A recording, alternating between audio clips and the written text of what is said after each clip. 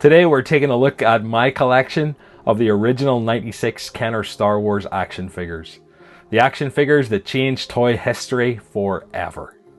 Hello there, welcome to the channel. I'm Paul, this is Rebel Relics, where we explore all things Star Wars collecting from original trilogy nostalgia to modern premium collectibles. Please do consider subscribing. We would be honored if you would join us. In 1977, Star Wars became a global phenomenon almost overnight, but toy companies weren't ready for its success. The license ended up with Kenner Products, a relatively small toy manufacturer that suddenly faced massive demands during the Christmas season. Their solution was legendary: the early bird certificate package, essentially promising kids figures that didn't exist yet.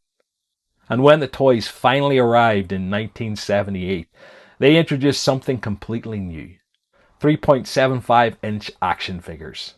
They were smaller, more affordable, and perfectly scaled for vehicles and playsets. That size would go on to become the industry standard. These are the 96 figures released between 1978 and 1985, covering the characters from the original Star Wars trilogy. And it wasn't just the main heroes either. These included aliens, soldiers, creatures, background characters. It all fueled the imagination and helped expand the universe beyond the movies. Each figure typically featured 5 simple points of articulation, a few accessories, and sculpting that made each character instantly recognizable. With the exception of the last 17, these figures have journeyed with me since the late 1970s and early 1980s, and they are the things I cherish most in this collection room. I should also mention the display case. It's made by Collector Displays. I'll put a link in the description. Now, they are pricey, but the craftsmanship is exceptional, and it does an amazing job of showcasing your display. So let me turn the camera around and give you a closer look. The line evolved alongside the movies. First came the original wave, the first 12, based on Star Wars and featuring characters like Luke Skywalker, Princess Leia, R2-D2, Chewbacca, C-3PO, and Darth Vader. And that Darth Vader was the very first Star Wars figure I got way back in the 1970s. The Stormtrooper, Ben Kenobi, Han Solo, the Jawa, the Sand People, and the Death Squad Commander were the figures that launched a collecting revolution. And that's not an original vinyl cape Jawa.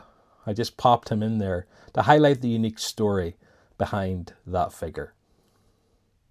Following the initial 12, Kenner released 8 more in late 1978 and expanded further into 79. The wave included characters such as Greedo, Luke Skywalker, X-Wing pilot, R5-D4, the Death Star droid, and the Power droid. And then it was the mail order Boba Fett that rounded out the first 21 figures. In 1980, The Empire Strikes Back expanded the galaxy. Fans saw new additions like bounty hunters and snow troopers, including what is perhaps my favourite Star Wars figure, Luke Skywalker in Bespin fatigues.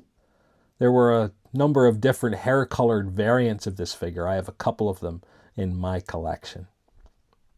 Kenner began producing more and more unique sculpts and alien designs. Alongside these figures were play sets and vehicles and mini-rigs. The shelves felt like scenes straight from the movies. The line continued to expand, and the card backs changed to reflect the number of figures available. We had 31, 32, 41, 45, 48, 65, 77, 79, and eventually 92 to 96 figures by the end of the Return of the Jedi and the Power of the Force lines. Arguably, the line reached its peak during Return of the Jedi. This era leaned heavily into world building. We had Jabba's palace creatures, Ewoks, rebel commandos, and other obscure background characters. We also had the increased use of soft goods and removable helmets. This really enhanced the figures and their playability. But by 1985, Star Wars fever had cooled compared to the early 80s. retailers were ordering fewer figures. Kenner still released one last wave of figures tied loosely to Return of the Jedi, but many of these had very limited distribution, and as a result, they are among the rarest and most valuable vintage Star Wars figures ever made. By this point, Kenner had already made the heroes, so now we're getting the deep cuts, and they gave us some weird and wonderful choices. Some blink and you'll miss 'em characters. Looking at you, Imperial dignitary. The last 17 weren't just the end of the original Kenner line. They were the end of an era.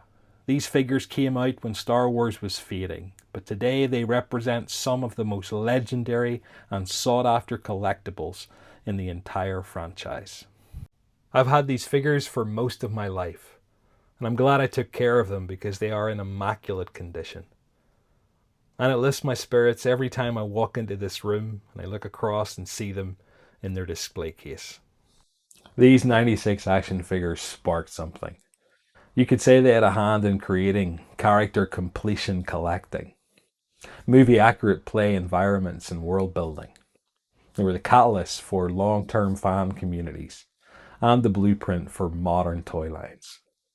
Nearly every action figure line today, from superheroes to sci-fi franchises, owes something to what Kenner started.